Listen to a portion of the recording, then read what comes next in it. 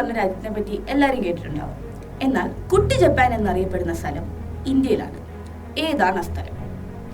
Options പറയട്ടെ. A Bangalore, B Hyderabad, C Sivakasi, D Mumbai. എന്താണ് ജപ്പാന്റെ പ്രത്യേകത? ഒരുപാട് കൊച്ചു കൊച്ചു വ്യവസായങ്ങളുള്ള രാജ്യമാണ് ജപ്പാൻ. അതുപോലെ തന്നെ ചെറുതും വലുതുമായ അനേകം വ്യവസായങ്ങളുണ്ട് നമ്മുടെ തമിഴ്നാട്ടിലെ ഈ കൊച്ചു പട്ടണത്തിൽ. പ്രിന്റിംഗ്, പടക്ക നിർമ്മാണം, തീപ്പെട്ടി നിർമ്മാണം എന്നിവയൊക്കെയാണ് ഇവിടുത്തെ പ്രധാന വ്യവസായങ്ങൾ.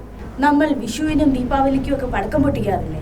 ഇന്ത്യയിൽ പൊട്ടിക്കുന്ന 70% പടക്കങ്ങളും നിർമ്മിക്കുന്നത് ശിവകാശിയിലാണ്.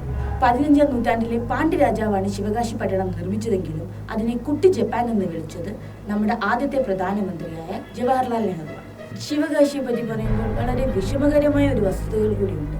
ഒരു കാലത്ത് ബാലവേലയ്ക്ക് വളരെ കുപ്രസിദ്ധി ആർജിച്ച ഒരു പട്ടണം കൂടിയായിരുന്നു ശിവകാശി.